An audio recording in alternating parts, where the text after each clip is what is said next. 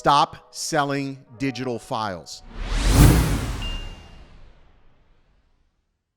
What's up, everyone? My name is Sal Sancada, and today I'm going to try and convince you to stop selling digital files, right? It's the one thing that happens to all of us as photographers. You know, we didn't deal with this in the days of film, but today every client wants digital files. Ultimately, who cares why? They want it for social media, they want it for posterity, it doesn't matter. For us, though, there is a finite amount of money that we can actually sell digital files for. So today I'm hoping to give you 3 ways to stop doing it and at least make money if you're going to sell those files. So here's the reality. We can't say no. I cannot say no to a client who calls in and says, do you offer digital files? You know, maybe 5, 6, 7 years ago, I could get away with that and say, hey, we're a full service studio. We don't offer digital, but that is not going to fly today. That's an immediate kind of like click, hang up on the phone. So what we say is, yes, we offer digital files. So I can say that. How do I get around that is I like to punish bad behavior, right? Ultimately, yeah, you can buy them, but it's going to cost you $2,000 to buy the digital files. Now, don't get me wrong. If you want to pay me $2,000 for a 1-hour photo session,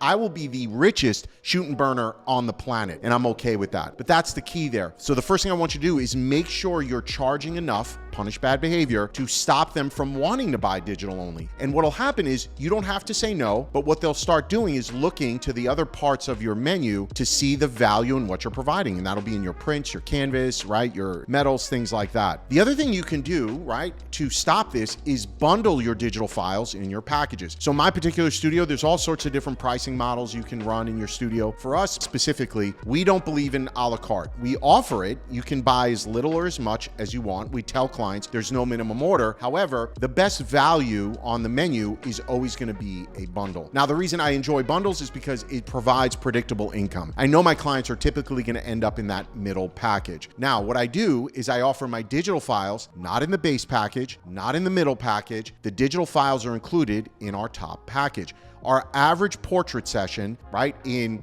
O'Fallon, Illinois, we're in a small town, is about $3,500. Digital files are the #1 way we get people into that top package. Why? Because that's what they all want. And I don't have to say no. I don't have to argue with them. They're looking at the pricing sheet and going, what's important to me? And I see those digital files up there. What this does is it takes all the pressure off me and my wife in the sales room and allows them to land where they want. And here's what you'll notice. Even though I'm not showing you my pricing sheet here, they're not in the middle package. What'll happen is they'll look at the price of that middle package and then look over to the a la carte menu and realize, well, if I go with the middle and add the a la carte negatives, I might as well just be in the top package, right? And that's what ends up happening. So you're not having to have this icky sales feeling in the room. You're just letting them figure it out by the way you structure your pricing. And that's how you do it. I promise you, money is like water. It will follow the path of least resistance. If you put your digital negatives in your base package, I promise you, you're going to sell more of your base package than any other package on your sheet. Why?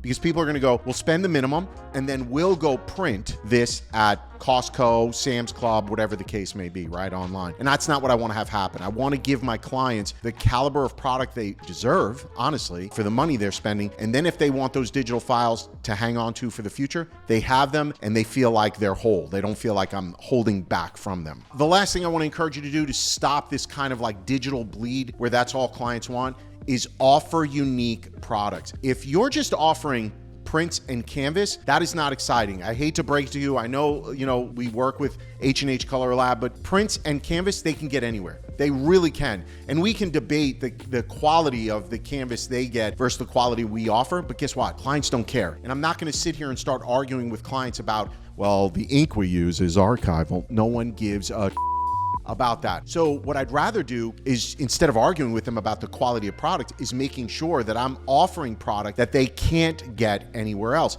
Things like framed canvas, framed metals, framed acrylics, larger sizes. If I can offer my clients stuff like that, they're not going to get hung up in how much an 8x10 is. So if you do those 3 things, I promise you, you can get away from this conversation of digital only. They're still going to ask for it, but now you can say yes, and you can know that you're going to be well compensated, even though you're giving away those digital files. Hope this helps. If you want more tips and tricks like this, subscribe to the channel. We'll see you in another video.